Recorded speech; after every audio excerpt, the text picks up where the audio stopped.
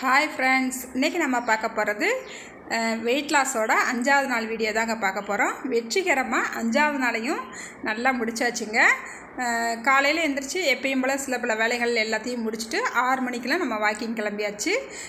இன்றைக்கி காலையில் கொஞ்சம் காற்று வந்து லேசாக தான் அடிச்சிச்சு. கொஞ்சம் வெக்கையாக இருக்கிறது போல தான் இருந்துச்சு காலையில் எழுந்திரிச்சு நம்ம போகும்போது. அதுக்கப்புறமா வாக்கிங் போயிட்டு ஒரு 7:15க்குலாம் வீட்டுக்கு வந்தாச்சுங்க.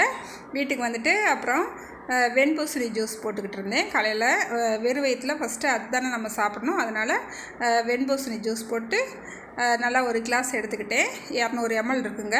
அது குடிச்சிட்டு அதுக்கப்புறம் பிரேக்ஃபாஸ்ட் ரெடி பண்ணியாச்சு.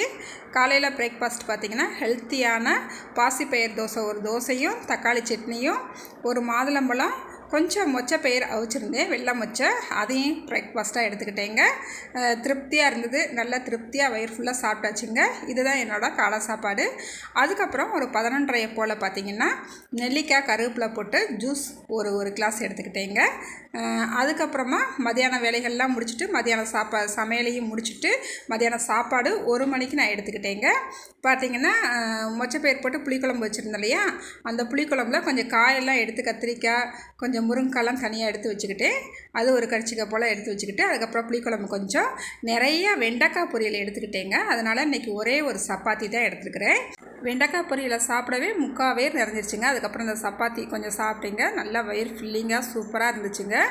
அதுக்கப்புறமா நைட் சாப்பாடு பார்த்திங்கன்னா 5:30க்கெலாம் எப்பயும் போல் நான் இன்றைக்கி கேழ்வரகு புட்டு எடுத்துக்கிட்டேங்க. நேற்று ஸ்வீட் புட்டு சாப்பிட்டதுனால இன்றைக்கி ஸ்வீட் புட்டு வேண்டாம் அப்படின்னு சொல்லிட்டு காரப்புட்டு மட்டும் இந்த அளவுக்கு எடுத்துக்கிட்டேங்க. அப்புறம் ஒரு வாழைப்பழம் எடுத்துக்கிட்டேன். ஒரு கிளாஸ் பால் இன்றைக்கி எடுத்துக்கிட்டேங்க. இந்த காரப்புட்டு சாப்பிட்றதுக்கு ரொம்பவே டேஸ்ட்டாக இருக்குங்க. நான் வீடியோவும் போட்டிருக்கேன். உங்களுக்கு வேணும்னா நீங்கள் அதில் போய் பார்த்து இந்த மாதிரி புட்டு செஞ்சுக்குங்க. அதுக்கப்புறமா ஒரு 6:45 போல் மொட்டை மாடிக்கு போயிட்டு கொஞ்சம் நேரம் வாக்கிங் போகலாம் அப்படின்னு சொல்லிட்டு இன்றைக்கி கொஞ்சம் வேகமாகவே போயிட்டேன்.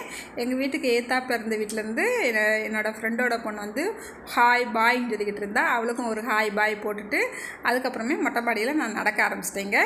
ஒரு 15 நிமிஷம் தாங்க நடந்தேன். அதுக்கப்புறமா வேலைகள் இருந்ததுனால இறங்கி வரலாம் அப்படின்னு நினச்சிட்டு நடந்துக்கிட்டே இருந்தேன். அப்புறம் பார்த்திங்கன்னா இயற்கை அழகை பாருங்களேன். சாயங்கால நேரத்தில் அப்படியே பார்த்திங்கன்னா வானத்தை பார்க்குறதுக்கே அவ்வளோ அழகாக இருக்குங்க. எத்தனை பேர் இந்த மாதிரி இயற்கை அலைகள்லாம் ரசிப்பீங்கன்ட்டு கமெண்ட்டில் சொல்லுங்கள். அதுக்கப்புறம் ஒரு 1/4 மணி நேரம் நடந்து முடிச்சிட்டேங்க. அப்படியே கீழே வந்தாச்சு.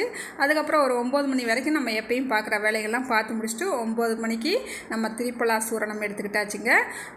எடுத்துகிட்டு கொஞ்சம் நேரம் உட்காந்துட்டு டிவி பார்த்தாங்க. டிவியில் பார்த்திங்கன்னா குக்கு வித் கோமாளி போட்டாங்க, நம்மளுக்கு பிடிச்ச ப்ரோக்ராம். அதனால் அதையும் பார்த்துட்டு அப்படியே ஒரு தூங்க ஆரம்பிச்சிட்டாங்க. இதுதாங்க இன்றைய வீடியோ. இந்த வீடியோ உங்களுக்கு பிடிச்சிருக்குன்னு நம்புகிறேங்க. அடுத்த ஒரு வீடியோவில் பார்க்கலாங்க. பாய்.